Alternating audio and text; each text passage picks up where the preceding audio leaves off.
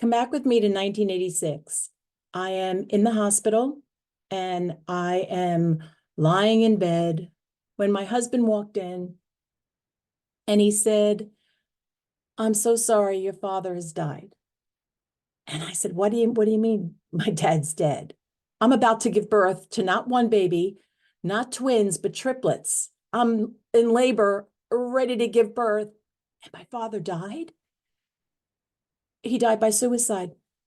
He killed himself while I was about ready to give birth to three beautiful baby boys. He used my mom's gun. My mom retired. They both retired from the New York City Police Force after 20 and 30 years of service.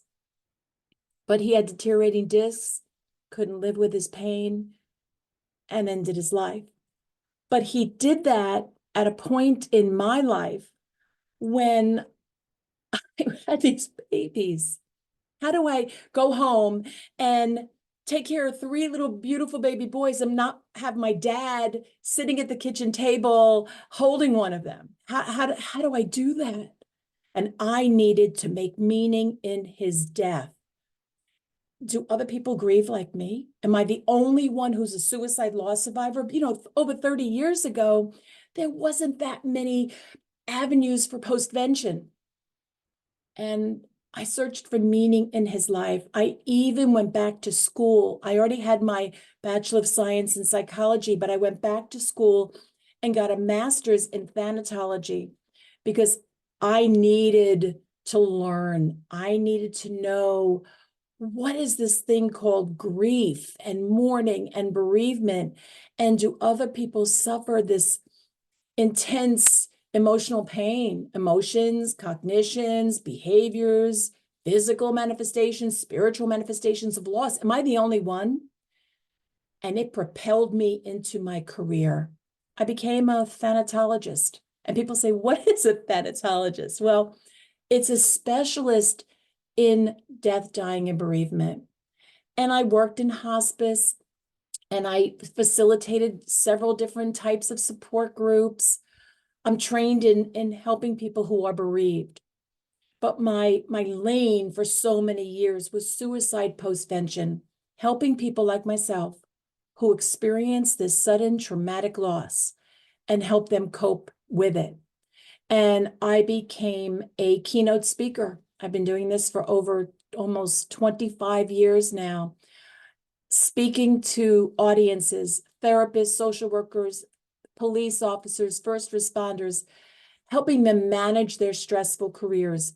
Because we're not only dealing with our own losses in life, especially after COVID and the COVID-related losses, but we're dealing with burnout and compassion fatigue and secondary trauma and vicarious trauma and moral injury. So many of us are dealing with symptoms that are impacting our well-being. And it was the week of September 11th.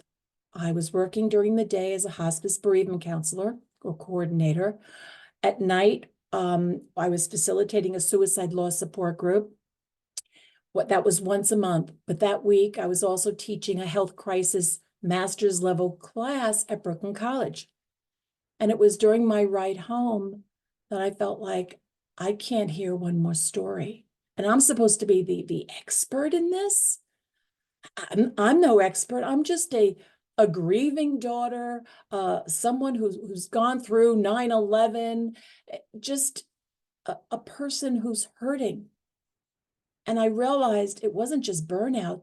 There was more to it, but I didn't have a label for it. I didn't know what to call it. As I did my deep dive into the research, I realized that what I was feeling was compassion fatigue. It was exhaustion from this constant exposure to suffering of others. And it has nothing to do with the vicarious trauma, which I'll talk about in a minute. It has everything to do with two elements, and that's burnout and secondary traumatic stress. So maybe you're a helper, a nurse, a first responder, a social worker, or you're helping a parent who is terminally ill. In your constant exposure to your helping role, that's when you experience compassion fatigue. So first, there's burnout. We know what burnout is. It's exhaustion, your body aches, you really become very cynical. You just don't trust people, you're filled with anxiety, anger, you're just irritated. That's how you know you're burnout. And burnout can happen to anyone in any field. But secondary traumatic stress, that happens when you are providing help or support or even listening to a story of someone who is primarily traumatized. And in their primary trauma, somehow you experience the same symptoms. You become vulnerable. You don't trust people. You are reliving their trauma. You wake up in the middle of the night in a cold sweat because you are reliving what happened to them. Your heart pounds. You feel guilty. The secondary traumatic stress symptoms are the same symptoms as the person who experienced the primary trauma.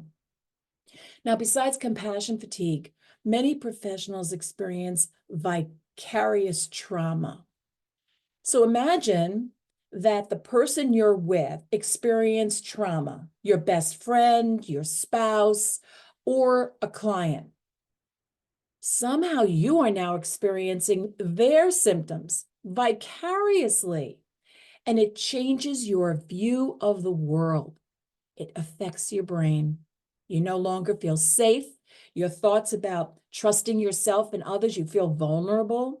Your self-esteem goes lowered. You question your abilities. Am I doing a good job? I feel guilty that I didn't do more, or I'm not helping enough, or whatever the guilt is coming from.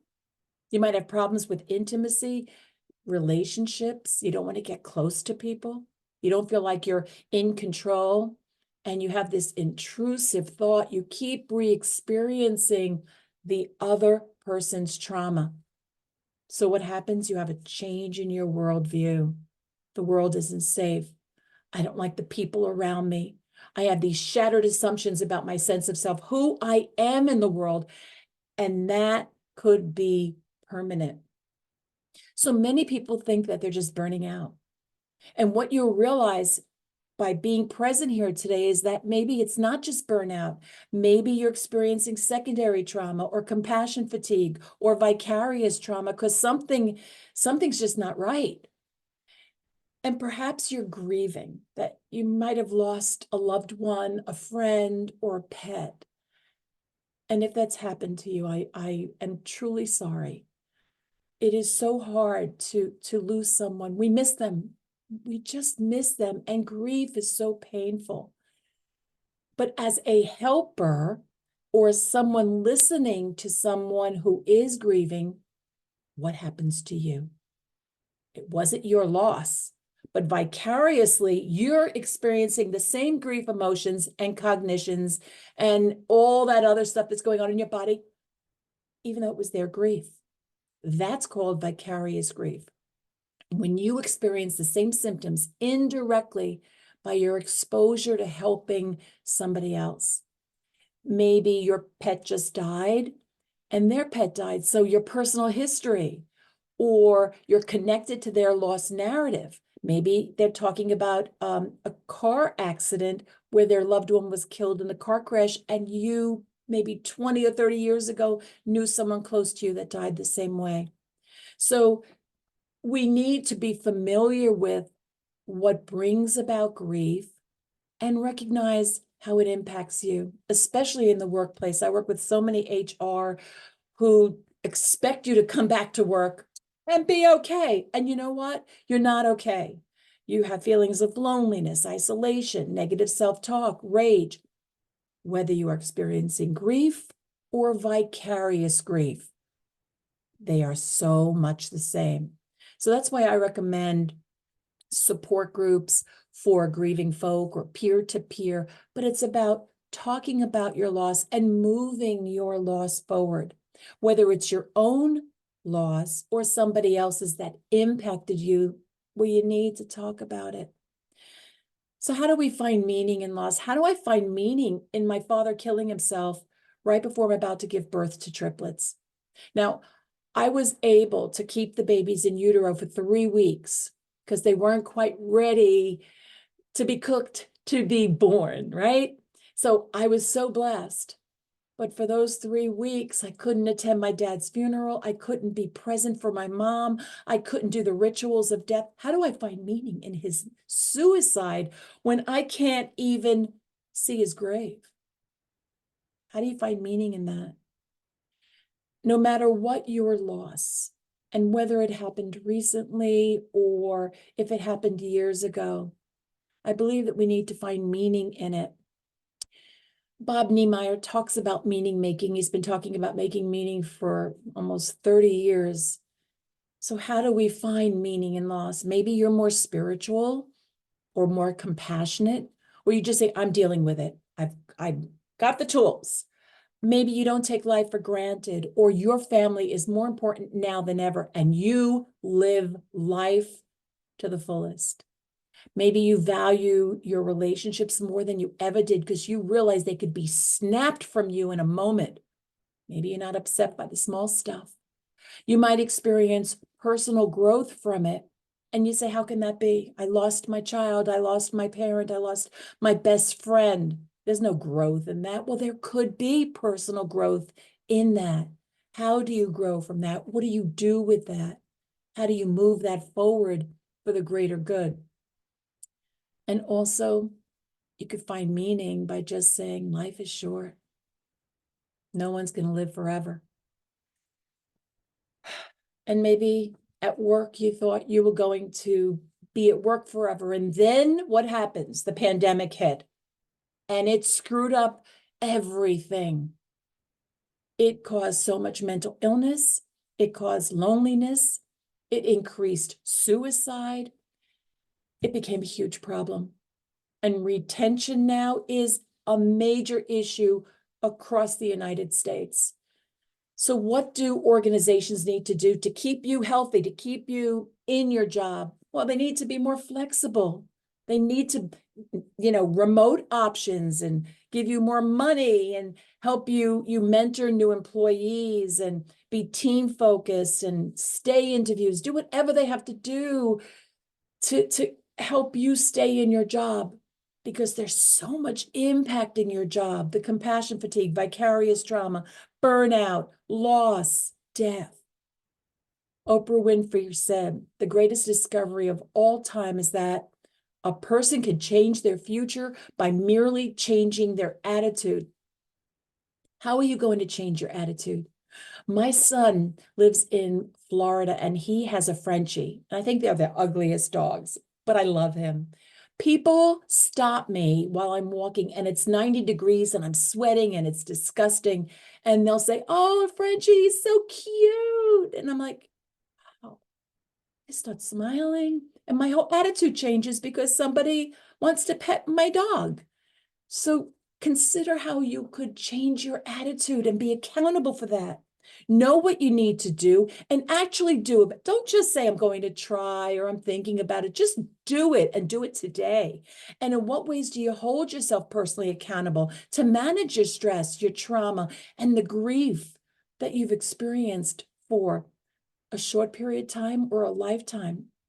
Take ownership of your behaviors and your values and realize that what happened to you as a child, whether you had trauma or neglect or a high ACEs score, adverse childhood experiences, that stays in you. That stays on your nerve that we have going down our body. And it just makes you who you are today, because that trauma just doesn't go away because you're an adult. So what are some things you could do? Perhaps the simplest thing is to practice gratitude, appreciate people in your life, appreciate the moment, be in control of that, be humble, be connected to other people, express gratitude with a simple thank you, count your blessings. And if you screw up, don't just dwell on one mistake. Shift that mindset to find solutions and foster a sense of gratitude to address whatever challenges you have, to be more self-compassionate. And know that you may not only experience personal growth, but post-traumatic growth. I know I grew after my father's suicide. I could not attend his funeral. And I loved this man. He was so kind and gentle. He was a good dad. And I had so many wonderful memories. So when my mother died many, many years later in her 90s, I was able to attend her funeral. And there were 4 people from the armed forces, and they played taps and handed the flag folded to my son, Alan, who was going into the Army that day. It was Mother's Day. And there were several police officers, even a female police officer. I was filled with gratitude that I could attend my mother's funeral, that I could put her casket in the grave. How can anyone experience gratitude for that? I was so grateful because I was able to be there when I was not allowed to be there for my dad. So what aspects of your life are you currently feeling grateful for?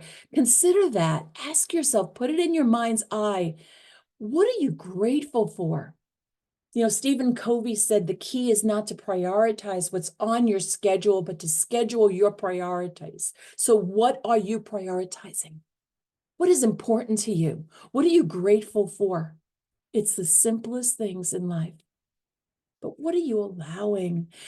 Maybe you're allowing a coworker's bad day to impact your day, or you're not taking sick days, or you're not telling others how you want to be communicating after a certain thing that happened to you in life, a grief, a trauma. Maybe you're advocating for everybody else, but not yourself.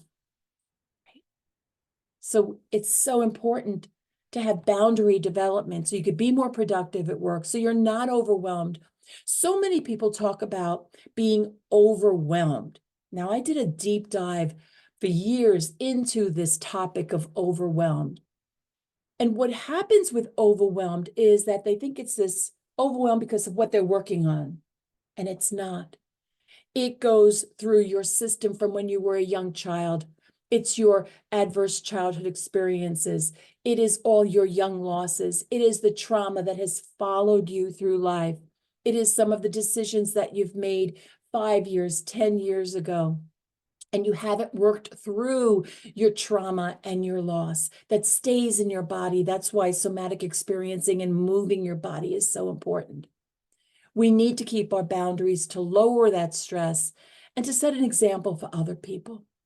Now, I was in Italy not too long ago, and this man created this glass bowl, and I watched him as he was sweating for like 40 minutes. I watched the whole thing, and he was so grossed out.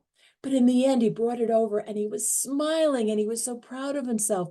That's job satisfaction. So think about your own satisfaction with the work that you do.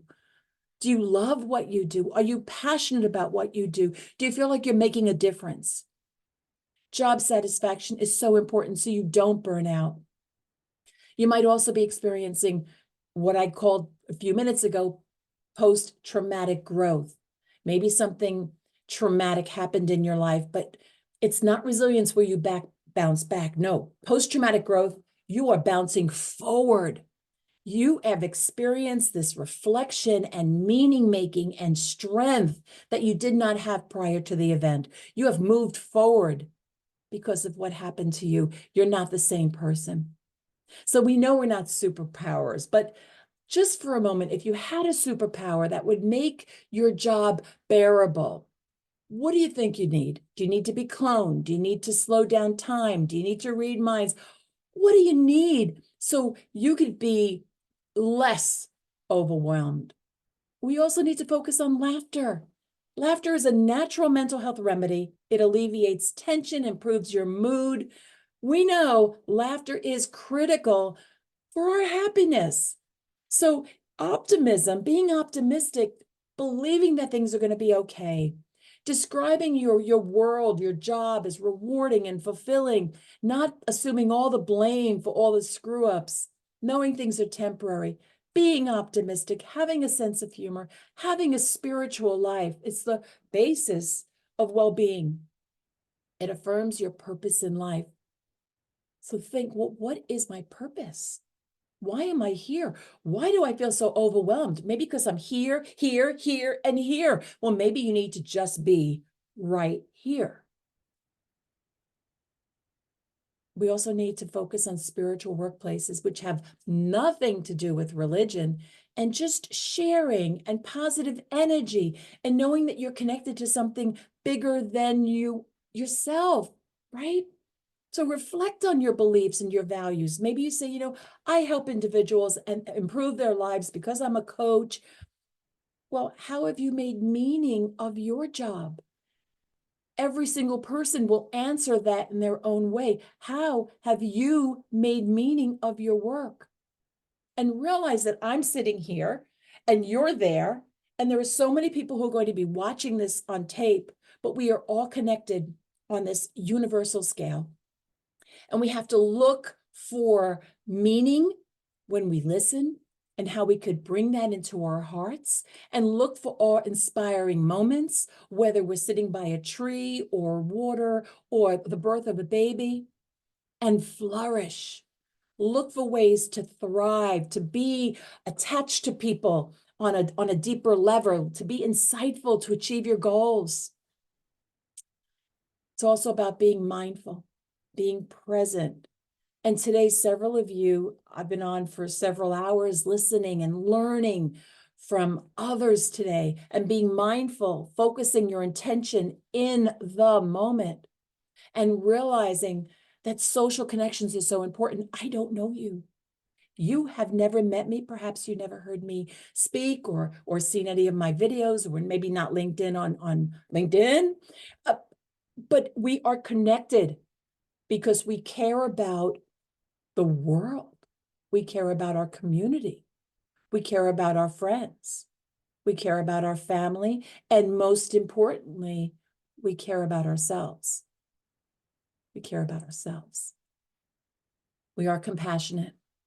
It goes beyond sympathy.